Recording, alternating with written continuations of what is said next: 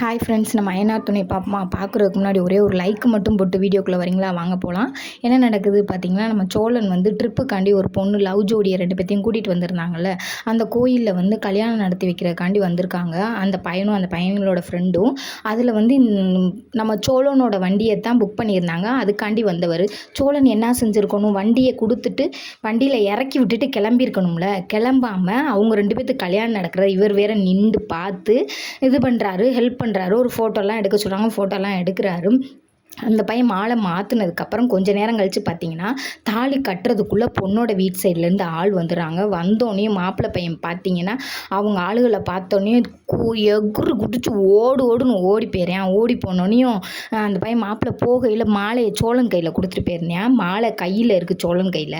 பொண்ணு கழுத்தில் மாலை இருக்குது. அப்போ இவங்க என்ன செஞ்சுட்டாங்கன்னு பார்த்தீங்கன்னா, மாப்பிள்ளை இவங்க தான் அப்படின்னு சொல்லிட்டு, எத்தனை பெரிய மாப்பிள்ளையெல்லாம் நான் பார்த்துருக்கேன், இவனை ஒரு மாப்பிள்ளைன்னு இவனை கட்ட போறியா அப்படின்னு சொல்லி அவங்க கேட்குறாங்க. கேட்டோன்னே நானா அப்படின்னு சொல்லி சுற்றி முற்றி பார்த்துட்டு இப்போ எஸ்கேப் ஆகும்டான்னு சொல்லிட்டு சோழன் எஸ்கேப் ஆகி அவர் காருக்கு வர்றாரு. காருக்கு வந்தோடனே இந்த பொண்ணும் கார் பின்னாடியே வந்து காரில் ஏறுது. அண்ணே என்னை அங்கிட்டு கொஞ்சம் தள்ளி மட்டும் இறக்கி விட்டுருங்கண்ணே, இல்லைன்னா எங்கள் குடும்பத்தில் என்னை கொன்றுவாங்கண்ணே, என்னை உசுரோடு வச்சு புதைச்சிருவாங்கண்ணே அப்படின்னு சொல்லி சொல்லுது. சரின்னு சொல்லிட்டு கொஞ்சம் தூரம் போனோடனே அந்த துரத்திட்டு வந்த காரை காணோம். அப்பா இப்போதாப்பா எனக்கு நிம்மதியாக இருக்குது அப்படின்னு சொல்லி சொல்கிறாங்க. துரத்திட்டு வந்த காரை காணோன்னு பின்னாடி திரும்பிட்டு முன்னாடி திரும்பினா முன்னாடி ஜீப்பு வருது. ஜீப்பு வந்து அப்படியே மறித்து நின்றுது. மறித்து நின்றோன்னே என்னம்மா ஜீப்பு வருது அப்படின்னு, நம்மளை துரத்திட்டு வந்தது எங்கள் சித்தப்பானே, எங்கள் சித்தப்பா ஐஜினே அப்படின்றாங்க.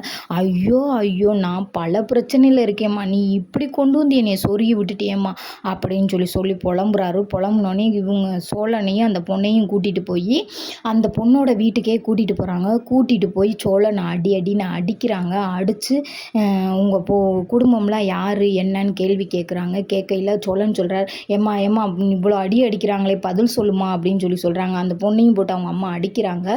இதெல்லாம் நடந்துக்கிட்டு இருக்கையில் பார்த்தீங்கன்னா, உன் குடும்பம் யாரா, உன் பேக்ரவுண்டெல்லாம் என்னடா அப்படின்னு சொல்லி கேட்குறாங்க. சார் என் பேக்ரவுண்டு என் குடும்பம்லாம் கேட்காதீங்க சார், நான் கடைசி வரைக்கும் நான் டிரைவர்ன்றதே சோழன் சொல்ல மாட்டாரு. டிரைவர்னு சொல்லாமலே இந்த கதையை இழுத்துக்கிட்டு போகிறாங்க. என்ன கதைக்கு இழுத்துட்டு போகிறாங்கன்னே தெரியல.